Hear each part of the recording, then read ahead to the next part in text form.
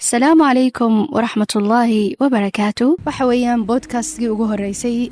barnaamijka Dr. Baaqan sameynayno podcastkeena maanta oo aan ka hadlayno butterfly effect wax la yiraahdo. waxa maanta barnaamijka la soo qayb galaysa Nimco Cabdiraxmaan ku soo dhawow barnaamijka. waxaan doonay marka ugu horeysa dadka inaad warbixin ka siisid naftaada.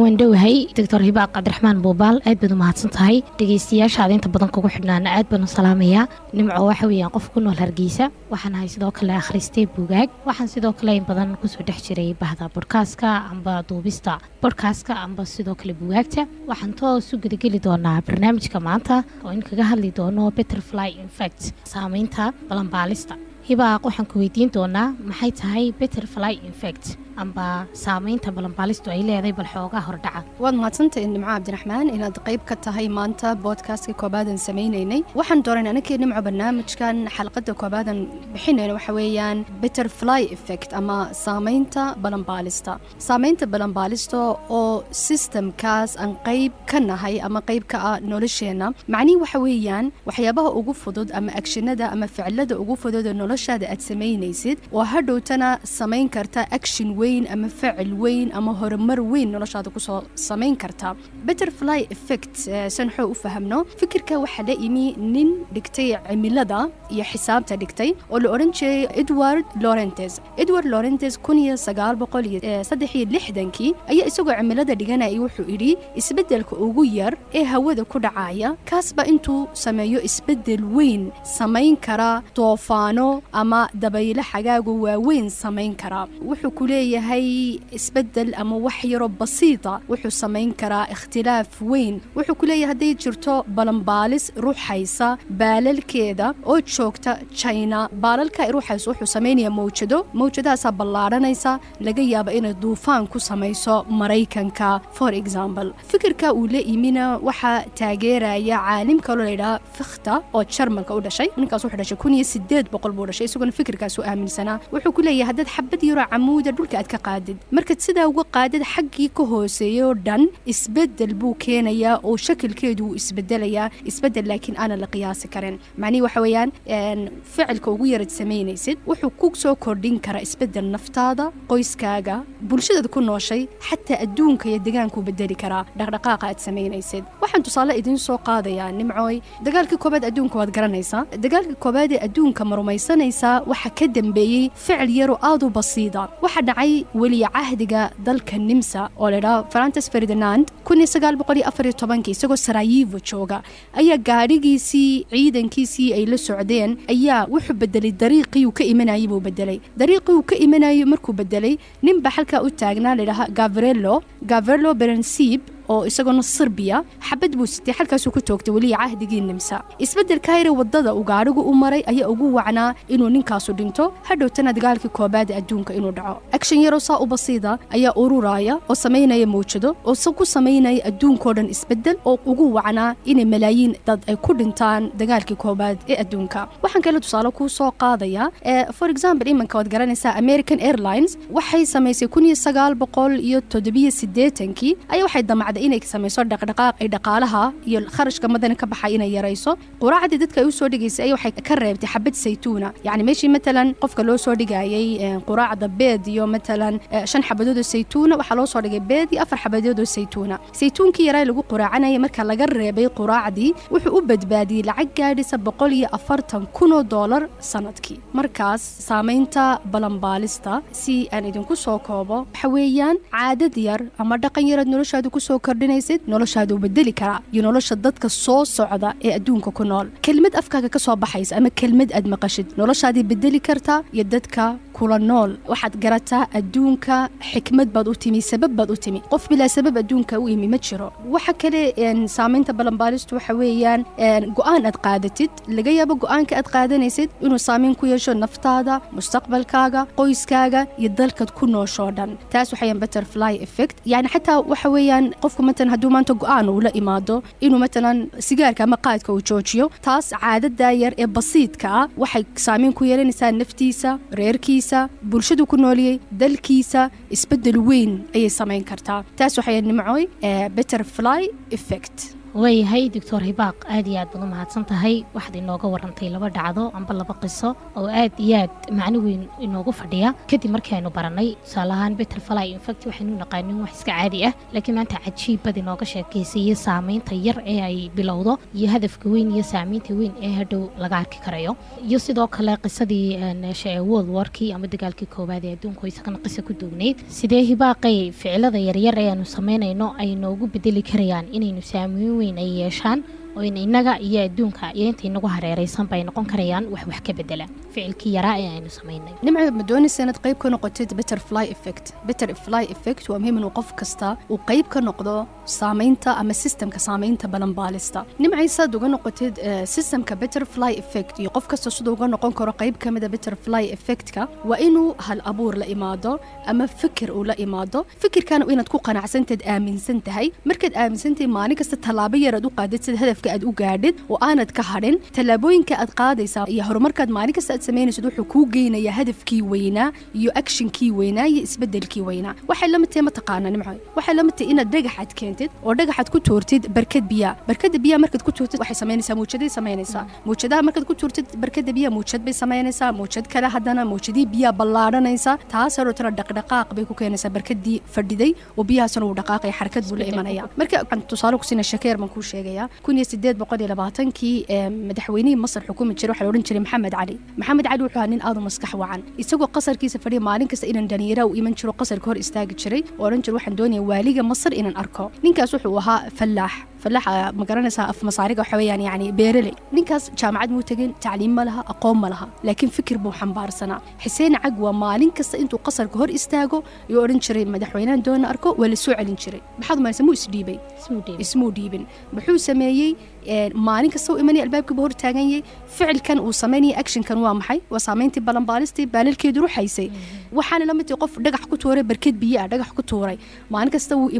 imanaya aakhirkii ninkii baa yaabo wuxuu yiri warba ninkan maalin kasta lagu leeynin ba ku doonay bil soo daaya markuu wuxuu ku yiri maxaa doonaysaa wuxuu ku yiri Maxamed Caliyow waxaan ayaa fikir cusub ban hayaa oo dhaqaale badan inoo badbaadinaya beeraha bariiska marka bariiska laga soo guro qamcaha dadku ku safayn jireen oo qashrada ay kaga qaadi jireen isaguna wuxuu sameeyay makiinad laba dibi lagu xidhaayo makiinadaas ayaa bariiska nadiifinaysa qashrada ka daadinaysa marka fikirkaasan leeymi xaakimkii Masar ba xoog buu yaabay waxa niyadiisa markiiba ku soo dhacday aqliga ninka Masriga mucjisaduu sameyn kara haduu inaan ka yar maanta jaamacad galin ee aan wax barin uu fikirkay hal abuurka la imi hadan jaamacad u furi lahayn oo xisaab aan barin oo engineering aan barin tolo wuxuu sameyn lahaa su'aalkaas uu isweydiiyay lacag buu siiyay makiinadii buu ka qaatay oo ninkaas uu sameeyay xabad beeraha ku yaala magaalada Damyaad ayuu ku xidhay xabadna wuxuu ku xidhay magaalo la yiraahdo Rashiid beeraha bariiska wuu fakiray Maxamed Cali markii hal abuur buu leeyahay wuxuu inaan u furo school engineering iskuulka engineering ugu horeeyay Masar laga furay waxa ka dambeeyay inaan ka yar beeralayga Xuseen Cagwa la yiraahdo iskuulka waxa la furay 1816 waxa laga furay meel la yiraahdo Saraayil Qalca marka dadkii injineerada Masar dhisay waxay qanaatir khayriya dhisay systemka waraabinta dhisay bulaacadii sameeyay bridgeadii sameeyay guryihii sameeyay qasaradii waxaasna maxaa ka dambeeyay Xuseen Cagwa ajarkeeda yaale Xuseen Cagwa marka miisaan xasanaadkiisa waxaas dhismay waxa hal abuura waxa horumar oo dhan waxa le ajarkeeda Xuseen Cagwa ayaa le marka oo maxay talaabada koobaad systemka uga noqdo waxa weeyaan hadaf in la imaado sida Xuseen Cagwa talaabooyin maalin kasta aan qaado talaabooyinkaas iyo actionkaas aanan ka harin aanan isdhiibin hadhowtana waa ballan manfaacad iyo cilm iyo horumar ayaad ka gaaraysaa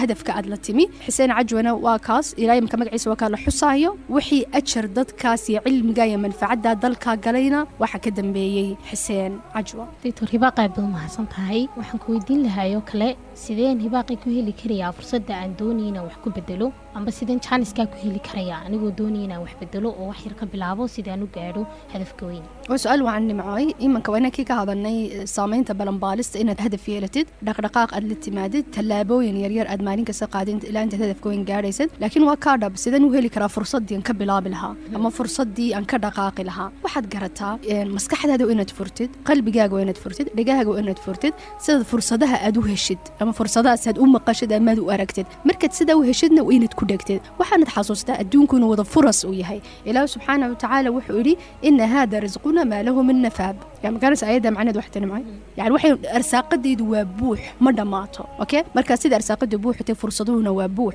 وحنا معي كل شيء لح مقع لح دا مقع إند مقشين كلا إيشك أسعد بن زرارة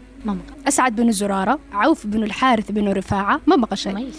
رافع بن مالك بن عجلان قطبة بن عامر بن حديدة عقبة بن عامر بن نابي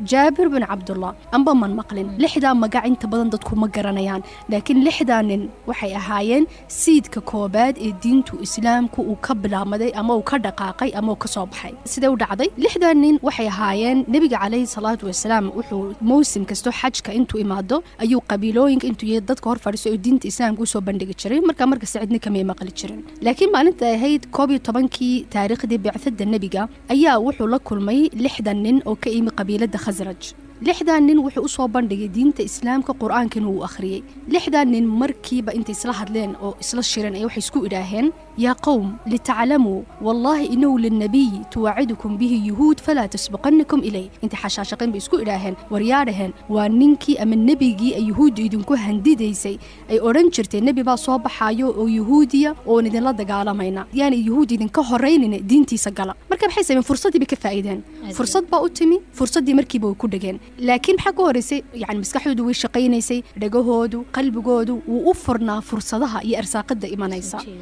marka maxay sameeyeen markiiba way muslimiin diintii bay qaateen way carareen waxay ku noqdeen Yathrib intaana Madiina Munawwara aanay noqonin qolooyinkii halka ku noolay dadkii halka ku noolaa mid kasta diinta islaamka uga sheekeeyeen sanadkii ku xigay xajka waxa soo raacay 12 nin diinta islaamka ay galeen 6 nin sababtooda ay Madiina Munawwara ay diinta islaamka wada gashay bal ka waran بيعة العقبة الأولى أشركود يكاله بيعة العقبة الثانية يا لأشركة يكاله إمك بودكاست كمان أنسمينه أو لبدن وضحض لنا نمعوي لأشرك كذا ياله يكاله غزوة بدر غزوة أحد الأحزاب فتح مكة غزوات النبي عليه الصلاة والسلام أشرك كذا ياله لحدان أنا عندنا مقعدود أنا قرنين الدولة الأموية وحي هرمر أي سميس الدولة العباسية وحي دين تأوقبت الدولة العثمانية دولة الأندلس علمي بخاري علمي مسلم علمي شافعي صلاح الدين يقطز وحي قبتين دين الإسلام كو قبتين ودان وميزان حسنات كودا الأزهر مصر كويا الوحي دين الإسلام كو قبتي أشر كود يكاله مصاحف كان مسلم قرآن كلو طابع عايو حرمين كما مكة لو طابع عايو وحصرا أشر كودا ياله يكاله هذا بقى رجع صورته هرمر كم أركان بدو ملاي نسوا ميمي أرجو دينتين بيجون عرق فعلا إكزاكتلي واحد دينتين انتين غزوة أحد أنا دعين أي دينتين مركا إنه دينتو إسلام إنه فافايو إنه قارايو مكة إنه فتح مكة دعايو هرمركا صرنا ورن أمي هينن وأنا دينتني كأنا أركن مركز waxay noqonaysaa hadaba su'aalkadii weydiisay jawaabkiisu waxa weeyaan fursaduhu meel kasta way ka buuxdaa fursadda markaad sida aragtid waa inaad ku dhagtid qof kasta ha baaro bay'at aqaba uu ka bilaabayo isbedelka uu ka bilaabayo oo isbedelka bulshadiisa uu ku soo kordhinayo ragaas waxay leeyimaadeen bay'at aqaba aniguna waxaan la iman karaa bay'at aqaba cusub oo isbedel ka bilaabayo oo adduunka aan bedelayo oo qoyskayga iyo dalkayga aan bedeli karo maha shart ina noqdo social media caana ama qof la garanayo san maxay horumar aan u gaaro anigu aamusan dadku aanay garanaynin sida raggan isbedel wan keeni kara oo adduunkoon bedeli kara siidka beerta ku tuur midhahana ilaahay ba ka mas'uula ama ilaahay ba midhaha ku soo saaraya marka saameynta balanbaalista systemka qayb uga noqdo waxaan fursadaha inaan baaro markaan helana fursad inaan ku dhago shardina maaha inaan caan noqdo ragganba way dhinteen iyagoon horumarka arkin waxaan maanta diinta islaamka la waqtigan inuu soo gaari war uma hayaan marka fursad aan baadno markaan helnana aan ku dhigno hibaaqay hadaba waxday noo sheegtay oo xustay markaad qisadan ka sheekeynaysi 6 nin baa caqaba iyo intii dambaba ajirkoodii u socday dadaalka leeyimi 6 nin sidaad sheegtay way dhinteen iyagu tacabkoodii arag hadaba hibaaqay ka waran qofku haduuna tacabkiisa arag ma waxay ka dhigan tahay inuuna waxba qabanin لكنه تدالي وسؤال هذا عني معي اوكي هذا بنمع واحد قرأتها سامينتا بلنبالستا شرد ما هين الأركو لكن راد كيدو مطقو أما راد وعنها نقد أما راد حم شردنا ماها إن مرها تعب كيغا يبيرتن بياري إن مريه دي عمل كيغا وناكسن الأركو هدانا الأركين ماها معني عمل كليغا ما أقبل عمل كي ولا أقبل دو عمل وعن أويهي شردنا ماها إن عان نقدو أما قف متعلمة أما قف عجيبة وحن نقون كرا إسلام يرومانتا خضرات كوي بنس السوق أو أنا أقول لهين وحن نقون كرا قبل هيلب ليو هيلب كا ku qalaysa sariibadu aana wax baranin marka shardi ma inaan mutacallin noqdo inaan caan noqdo sina adduunka isbedel ugu soo kordhin karo ama dadka igu wareegsan ama ila nool inaan isbedel ku soo kordhiyo waxaan tusaale daba nimcay ku siinayaa mad baqashan in la yiraahdo sheekh maxamed ismaaciil المقدم may bafaaduuna hay sheekh masri ahoo فريد هذا بوحين دكتور نفسي عذرة نفسي قبرتي وأنا داعية إسلامية أو مصرية وأنا نينك أساسي دعوة السلفية دا مصر وحدا شاكونيو سقال بقلب مالين إلى بيو كونتنكا نينك مالين إسوق لجو وريسنا يسودو دعوة أو برابع أيا وكشكي وحوري مالين ببرجن يرى أنيجو soconaya waxaan tagi jiray maktabad bookshop la yiraahdo Calaa Iddiin waxa ku taalibo kulay wadada la yiraahdo Safiya Zagluul waxaan tagay soo iibsanin buugaagta nin qoraalo oo la yiraahdo Taha Xuseen iyo mid kale oo Caqaad anigu buugaagta iibsanay waxaan la kulmay nin madoobo Maarina oo u dhashay Anuuba waxay qayb kamid ah Masar dad madooba dega oo Soomaalida u eg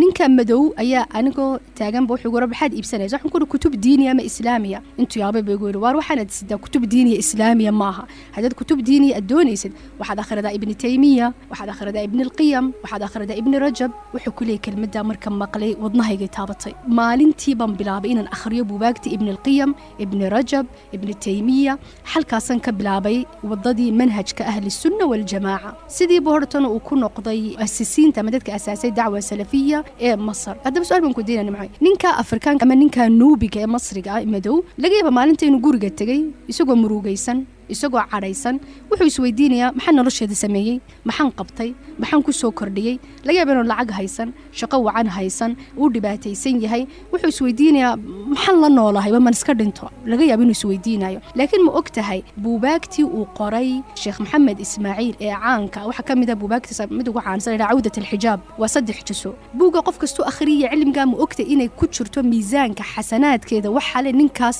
نوبي أما نين كامدو وحو قري بوق لنا علو الهمة أو تربية واحد شرت محاضرة وقوع عن سن وقوع عجيب سنة نكاس وصوت شدي وحلا يراها آفات اللسان عذرة عرب كان محاضرة وقف كستودة جيستي أشر كذا ياله نين كان مدو صماها أي أشر كذا له مركا سبحان الله يعني إن سامين تبلن بالس رأيت كده متقو لكن شرط ما ين أركو سامين تيد نكاسو سامين تيد مو أركن منو أوجا لكن قرمو أوجانيا يوم القيامة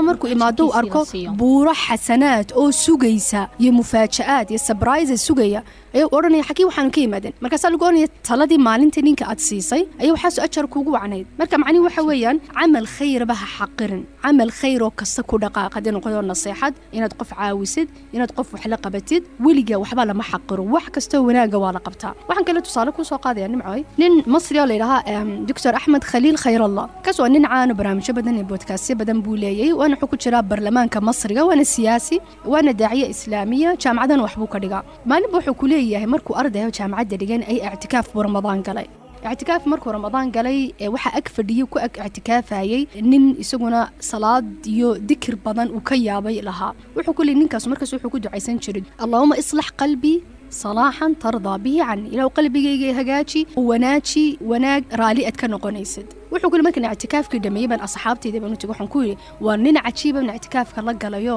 magaciisu hebel ninka ma taqaanaan bariga sheekeeya wuxuu ku oo ninka ma garanaysid ninkaas kristan buu uu muslimay sida oo sheekadiisu waa maxay tolo uu yaabay ninkii buu tagay wuxuu ku yiri war bal waxa lagu yiri kristan baa wad muslintay iiga sheegay diinta islaamka u gashay ninkii baa wuxuu ku yiri waxaan ku jiray militariga ama ciidankan wuxuu ku jiray meel miyiga ama saciid masal la yiraahdo oo miya oo wada beera wuxuu ku leeyahay gurigeeguna saciidku ku yaalay markan ka soo baxo xarunta ciidanka ama askarta wan lugeyn jiray waxaan tagi jiray guriga ama xaafadaydan toos u tagi jiray eriyada ama wadadan mari jiray waxay ahayd wada beerahaas yani cod badan ma jiro guriyeero basiida gawaadhi ma jiraan marka sanqar kasto basiida markii wad maqlaysaa wuxuu ku leeyahay maalin kasta waxaan agmari jiray beer nin yaro beeralaya oo dhulka qoda intuu tukado waxa akhriyo jiray ragcad kabaad qul wallahu ahad ragcad labaadna aamana rasuul wuxuu ku leeyahay maalin kasta آمن الرسول بن مقلا أنا جو أجمر عيا وحكي لي لا أنت قلبك يجي أي تابطي معلمه دم بقنير من أسعد إنسان سفي عن مقلا القرآن كانوا آخر عيا مركي دم أنت يابا يا وحن باري مصحف بندون طي أنا جو بقاينا لا أركو إلى كريستن بن أهاي آياتي بن باري ون آخرية كل آمن بالله وملائكته وكتبه ورسله وحوري معني وحويان قف كستوينو آمنوا أنبياء قرنا وين آمنوا عيسى وين آمنوا محمد عليه الصلاة والسلام وحكي حلكي بنكون مسلمين مركن حلكي يكون مسلمين والدكي ولا له بن أتجي وحنكون diinta islaamka iyagoon xalkii ku muslimiin bulshadan ku nooleen oo wada gaala oo wada kristan baan waana la cadaadiyey markiiba intan ka wada cararnay ayaa waxaan u guurnay Iskandariya iminka sheekada waxa ka dambeysay kulay 40 sanadood qoyskayga ama walaalahay ama anigu aan sii dhalay waxa weeyaan tiradoodu 250 qof oo muslima wuxuu ku leeyahay ninkii beeraliga ah waxaan weydiiyay waxaan ku iri yaa kugu qancay diinta islaamka inaad gashid wuxuu dhintay ninkaas bay ugu qanciyay cid kale ma kugu qancay aan ahayn ninka beeraliga wuxuu maya quraanka lamaad ka maqasho oo aan ahayn aamana rasuul wuxuu maya wuxuu ninkaas mu ogyahay inaad muslimto adigu aad sabab u tahay inaad muslimtid ama diinta islaamka aad gashid yalabiyo konton ka qof mu ogyahay wuxuu ma oga wuxuu ku magaciisa ma garanaysa wuxuu may garan maayo wuxuu kadaba shakalkiisa ma garanaysa wajigiisa wuxuu hadan arko waan garanaya marka ninkaas beeralayga ah waa miskiin waa nin yaro faqiira laga yaabo gurigiisa inuu tagay laga yaabo xisweydiinay baxan nolosheeda qabtay baxan soo kordhiyay baxan bedelay laakiin waxayaan saameyntii balanbaalista saameyn yaro basiida oo isbedel weyn keentay yoom alqiyaam ayuu arkaya xasanaadkaas oo dhan oo sugaysa 250 ka qof iyo waxay sii dhalaan ilaa yoom alqiyaama ajarkooda salaadooda ducadooda quraankooda waxaas oo dhan isaga iskale su'aalkaaga nimcooy saameynta balanbaalista lama arko raadkeedu laakiin ma tago camalka samaysay midhihiisana shardi ma aha inaad aragtid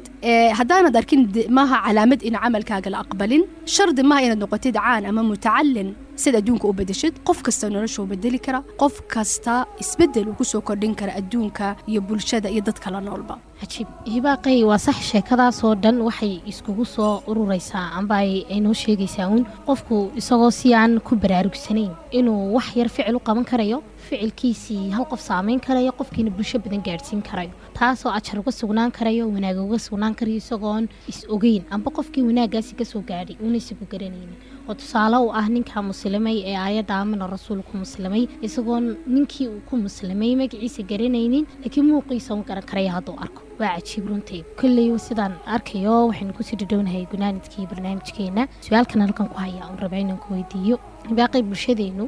sibahaan Soomaalidu marka ka hadlayo iyadoo jandarka rag iyo dumar labadaba la siman yahay haddana waxaa laga yaabaa dumarku inay ka fursad yar yihiin amba ka jaanisiin yihiin ragga oo imika haddaad barkaas amba talooyin amba wax la siinayo bulsho labada dhinac ah waxaa laga yaabaa ninka inuu ka waqti badan yaho oo yidhaahdo raydna imika bilow dadaalka laakiin dumarka ay caqabado badan haysaan tusaale ahaan imika hooyo caruur haysata caruurtaa korinaysa iyaga ku mashquulsan sinaba aan ku heli karaynin waqti oo dareemaysa ka waran waxa ma taransanin caruurtaas bad wax baraysaa birini way weynaanayaan iska tagayaan adiga halka waqtigaaga dhan baa kaaga lumay waxa ma qabsan kartid qof kala saameyn sida ayna marka arkayno kale kuma yeelan kartid waxba ma bedeli kartid bal ka waran qofka sidaas oo kale dareemaya amba hooyada caruurta ku tabcaysa ee korinaysa fursadna aan helin waad mahadsantahay nimco waa su'aal aad u qurux badan oo dumar badan saameynaya khaasatan imanka bulshadeena hooyooyin fara badan oo single mother baa jira shaqaynaya suuqa jooga oo tabcay oo aan fursad u lahayn inay wax bartaan ama shaqaystaan ama wax ku soo kordhiyaan bulshada nimcada waxaan tusaale ku siinaya sheeko aad u cajiiban kaaga sheekeynaya hadda halkaas aad ka fahmaysaa message-kan doonay hooyooyinka inuu gudbiyo iyo qof kasto dumar maanta dhageysanaysa waa caruurteeda ku tabcaysa oo kaligeed hadii doonto korinayso caruurtaas bila aabayihiin waxa jirta gabadh leeyahay mabruuka khafaaja waxayaan islaan yaro